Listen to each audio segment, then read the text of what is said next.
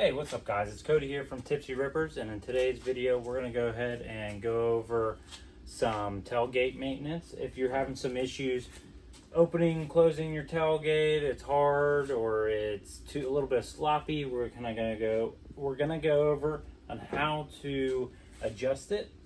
This is part of a series I'm going to start doing on basic instructions on how to do some things. So I'm going to ask the video on how to remove some plastics. We already did a video on the oil cooler lines. So we're going to kind of go over some basic things, and we're going to add it to a series going forward. So these videos are I think will be very helpful for everyone. So we're going to go ahead and crack into it, and I'm going to show you everything you need to get this done. If you're having issues with your tailgate, this probably could work with any of the newer models, the 26, where if they have a drop down tailgate. It's going to work with all the compact versions and everything, anything with a drop down. I imagine they didn't change this too much in the newer series, but anyways, this one's specific to the 23 Rmax. So let's go ahead and crack into what tools you're going to need. You don't necessarily need it, but a tape measure, a marker, you're going to need a 4mm Allen key. And you don't really need the 10mm socket, but if you want it handy, you can. So let's go ahead and start. What you're going to do is you're going to go ahead and remove these Allen keys. So if you look here, there's 1, 2, 3, 4, 5, 6, 7, 8. Do not remove this inner one. This is where your mechanism is for your hinge style draw. I don't really know what it's called, but so go ahead and remove all these with your 4mm. We'll get this popped off. I like to keep these on. This is what you could use the 10mm socket with, just the line here, the safety line. Go ahead and keep that on. It's easier because I'll show you in a second, but I'll go ahead and remove all these with a 4mm socket. Let's go. Okay, so once you got all your bolts removed, like I said, keep these ones intact. What you can do is go ahead and flip this up and put it on its back. What I'm going to notate is keep an eye out on these foam pieces. They go right here in these slots. They're going to face upwards. Anyways, you'll know where they go when they go back because there'll be a little bit of dust there.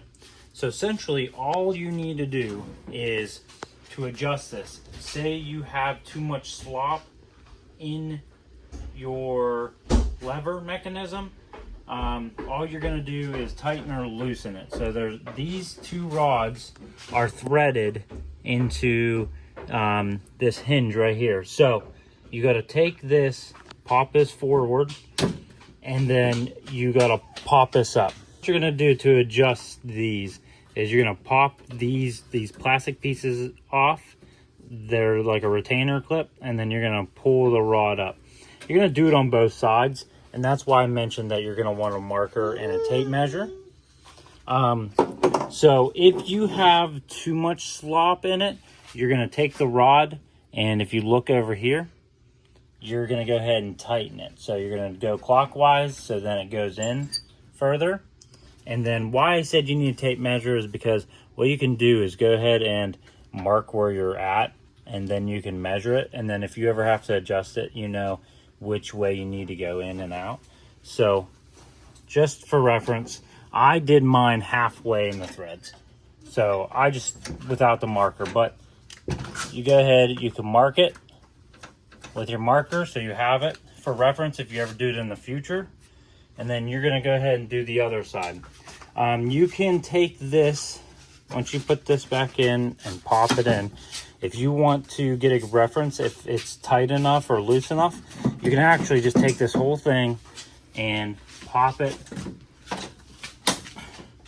right on there, and then you can kind of play with it and see if you need to adjust it more.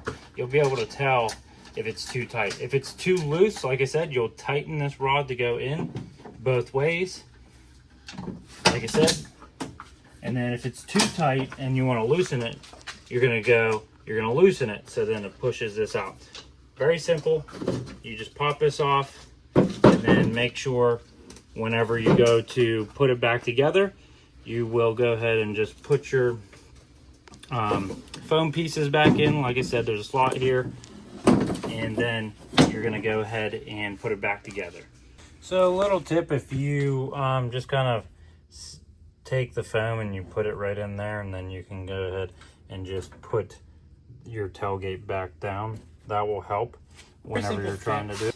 If you're having issues with your tailgate dropping, or it's too tight when you're going to close it, I just want to go over some of these easy fixes people might not know of, and we're going to go ahead and continue with the series. We're going to do more. If you want to see any videos, one of the ones coming up is going to be how to take out the plastics. We're going to do that in some series videos.